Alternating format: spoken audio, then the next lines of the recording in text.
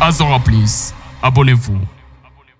Le parti politique Leadership et Gouvernance pour le Développement LGD donne en fait son point de vue sur la situation sécuritaire de l'Est de la République démocratique du Congo au cours d'une conférence de presse animée à sa fédération du Nord Kivu ce lundi 21 novembre 2022. Ce parti cher au sénateur Matata Ponyo, ancien premier ministre congolais, a dénoncé l'agression de la République démocratique du Congo par le Rwanda.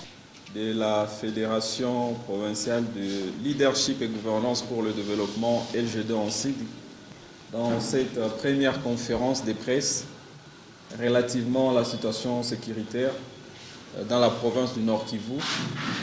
Et surtout, bien qu'on va rebondir également sur ces revirements de la justice par rapport à l'arrêt de la Cour constitutionnelle sur les dossiers accablant le président national de LGD, le sénateur Matata Ponyo. Très chers membres de la presse, chers compatriotes, je pense que c'est pour nous une douleur de prendre parole dans une situation où la province est en train d'être secouée par une guerre injuste. Une guerre qui nous est imposée, une guerre qui a pris plusieurs couleurs et dont les acteurs se font révéler à la face du monde tout le jour. Rappelons que ça fait déjà plus de 150 jours que la province est prise en otage par une armée soutenue par le Rwanda, dont la plupart de ses effectifs sont de militaires reconnus comme venus du Rwanda. Non seulement que LGD l'a confirmé par le point de presse de son président national, le sénateur Matata, les experts des Nations Unies l'ont confirmé également dans les rapports, sauf une tergiversation qui s'est fait observer au sein de certains pays, que ce soit de l'Union européenne comme au niveau de l'Organisation des Nations Unies. Cette armée s'est bien organisée à son niveau parce que plus de 100 jours, Bunagana a été toujours sous contrôle et le gouvernement congolais a commis également une erreur de gouvernance en laissant aux ennemis le temps de s'organiser à l'interne sérieusement. Et qui, de leur côté, non seulement qu'ils étaient en train de se préparer à s'outiller du point de vue logistique, mais aussi ils ont travaillé sur la désinformation mentale de notre peuple ou encore nos compatriotes de cet axe, qu'ils ont pris en otage et qui se sont retrouvés impuissants face à cette situation. Donc nous avons dénoncé et condamné cette mauvaise gouvernance qui s'est installée, que ce soit une gouvernance politique, diplomatique ou militaire. Parce que quand l'ennemi prend votre maison, vous n'avez pas besoin de demander l'autorisation pour lui rappeler qu'il doit partir. Et que c'est ce qui vient de nous coûter cher aujourd'hui, parce que les ennemis ont réussi à ouvrir 3 fronts. Nous avons le front nord qui s'étend sur l'axe Mabenga-Windi, et ils ont foncé jusqu'à Mabenga et traversé même les ponts. Ils sont éparpillés dans cette forêt à ces moments que nous sommes en train de vous parler. Donc Windi est encore sous contrôle, bien entendu, des forces armées de la République démocratique du Congo, mais dans une situation aussi très, très tendue. Ils ont ouvert un autre front dans la partie sud. Et la partie sud, à ces moments que nous parlons, il n'y a pas quelques heures qu'il y avait toujours des échanges sur 3 antennes. Donc 3 antennes qui seraient déjà sous contrôle, bien entendu, des forces armées de la République démocratique du Congo, mais Kibumba qui s'est vidé par sa population curieusement, et leur objectif était de faire un assaut sur Goma. Heureusement, grâce à la bravoure et la détermination de nos forces armées de la République démocratique du Congo, ces ennemis ont rencontré une résistance sans précédent. Ils ont également appuyé sérieusement un autre front qui reste très très inquiétant, c'est le front Est. Le front Est s'étend sur, au départ, c'était Tongo, mais Tongo qui depuis un temps est sous contrôle, et à ce moment que nous sommes en train de vous parler, Kabizo venait de tomber également dans le mai de ces envahisseurs, et ils sont en train de se diriger vers le village qu'on appelle des Boutale. Ce qui veut dire qu'à ces instants, le territoire de Massissi est sous menace. Parce que le territoire de Rutshuru seraient déjà contrôlés à plus de 90%, les territoires de Nyiragongo. Il y a un grand pourcentage qui est déjà contrôlé et maintenant là, l'ennemi à la porte du territoire des Massissi. Et quoi son plan? C'est quoi son plan dans ces fronts-là? Parce qu'ici, la ceinture sécuritaire de la ville de Goma reste impénétrable. L'ennemi veut tenter d'étouffer la ville de Goma par l'axe Massissi, en faisant un assaut sur la cité de Sake.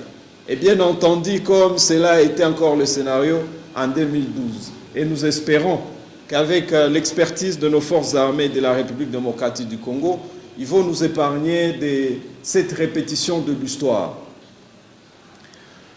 Et tout cela, mesdames et messieurs, ça nous met maintenant dans une situation humanitaire grave.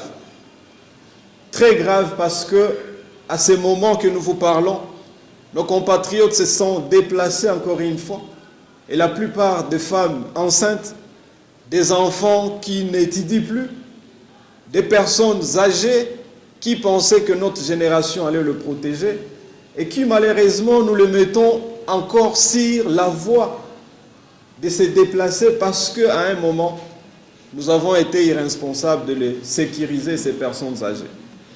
Nous sommes dans une situation humanitaire où même le CICR s'est déclaré déjà incapable de contenir cette masse.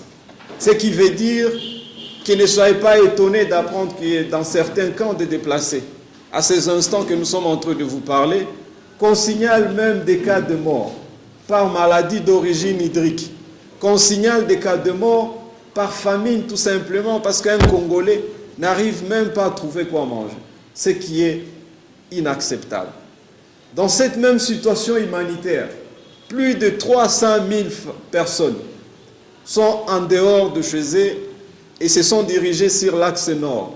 Et quand nous parlons de l'axe nord, nous voyons la ville de Goma, les territoires de Nyiragongo, qui est en train d'être envahi par ses compatriotes qui passent toute leur nuit sur la belle étoile.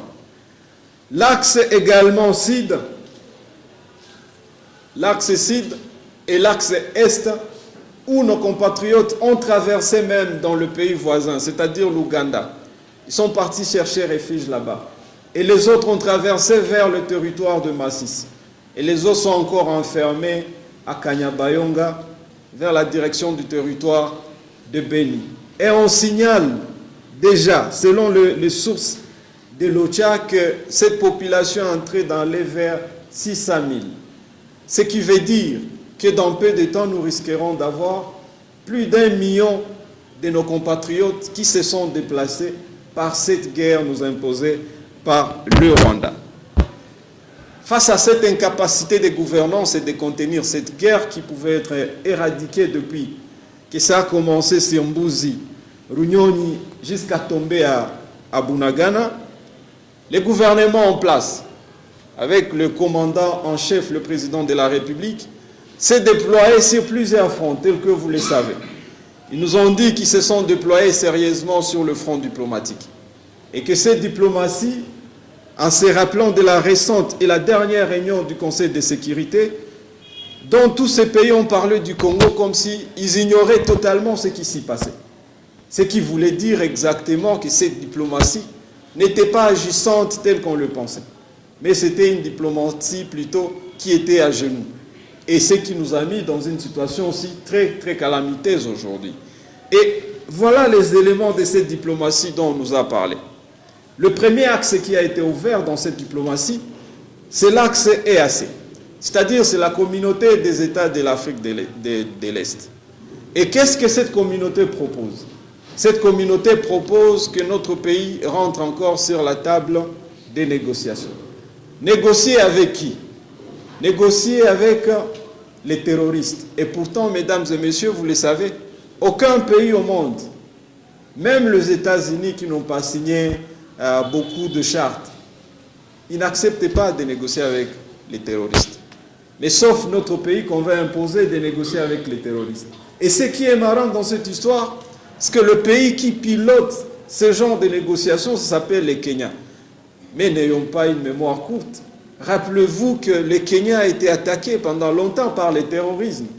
Et aucun jour on a entendu que le président kenyan a envisagé des négociations avec ces terroristes qui étaient souvent bombés et qui faisaient exploser des centres commerciaux au Kenya. Aucun jour ils ont entamé ces négociations avec les terroristes. Alors, la bonne question, pourquoi seulement la République démocratique du Congo? La même communauté des États de l'Afrique de l'Est vient de dire, ok, diplomatiquement, on va voir quoi faire. Et le président de la République, Félix, avait avoué et rassuré aux citoyens congolais que l'armée de l'EAC qui va venir sera constituée des contingents kenyans. Et quand ils vont atterrir, bien entendu, ils n'auront qu'une seule mission, c'est-à-dire frapper l'ennemi à son entrée. Et frapper l'ennemi à son entrée, selon lui, l'entrée était Bunagana. Et curieusement, pendant que tout le monde attendait l'arrivée de cette armée, l'armée n'était pas arrivée et jusqu'à prendre plus de 2 semaines. Et par surprise, l'armée a atterri à l'aéroport de Goma. Première contradiction, donc l'entrée n'était plus Bunagana, l'entrée est devenue Goma. Deuxième contradiction, au même moment que toute la nation s'attendait bien entendu à une offensive contre les ennemis, la même armée dit nous ne venons pas attaquer directement ces ennemis-là. Nous venons plutôt protéger, sécuriser l'aéroport de Goma. Ironie du sort.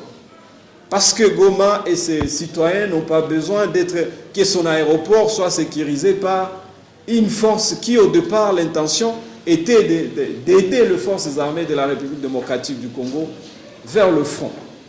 Donc, c'est à cela que nous pensons exactement que le travail que tous ces partenaires dont on nous a vendu ici qu'ils étaient des bons collaborateurs et que c'était le résultat d'une bonne diplomatie, devrait plutôt prendre le Congo comme un pays sérieux.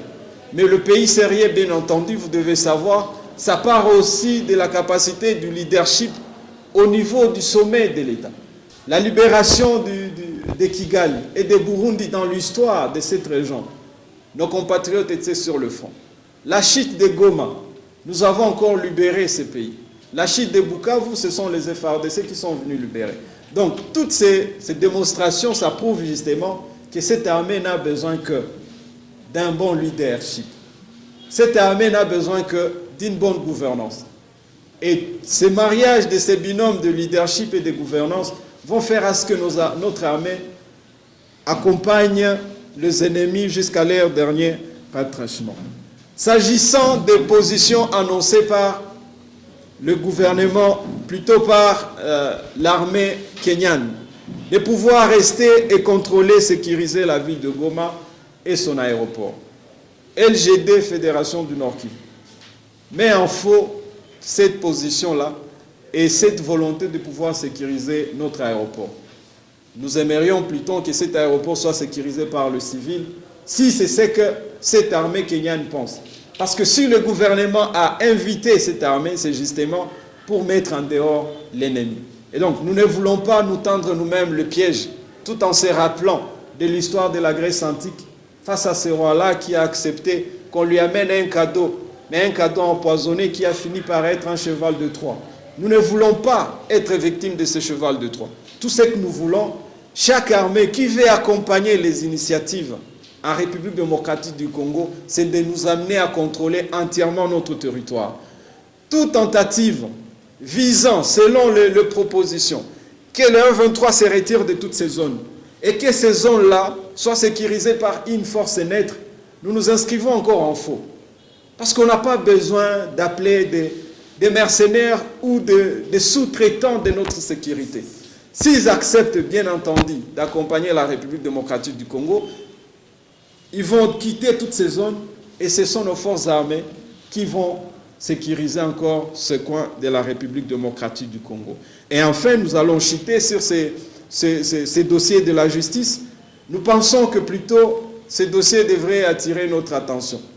Parce que ce n'est pas parce que nous avons refusé d'adhérer à l'Union sacrée, ce n'est pas parce que nous vous avons informé que nous avons un candidat président de la République que la machine gouvernementale en place va tout mettre pour couper la tête de ces potentiels candidats de la République. Donc, il va rester élégant, il va rester apaisé et nous demandons tous nos compatriotes, membres, militants comme les autres à LGD de ne pas céder à cette panique-là. Nous sommes des hommes d'État au sein de LGD, nous respectons les institutions du pays et nous allons souhaiter que ce soit le droit qui soit parlé dans ce dossier. Voilà, mesdames et messieurs, mesdames de la presse, ce que la Fédération LGD Nord Kivu avait à vous partager dans cette conférence de presse prévue pour aujourd'hui. Donc je dis et je vous remercie. Azora Plus, abonnez-vous.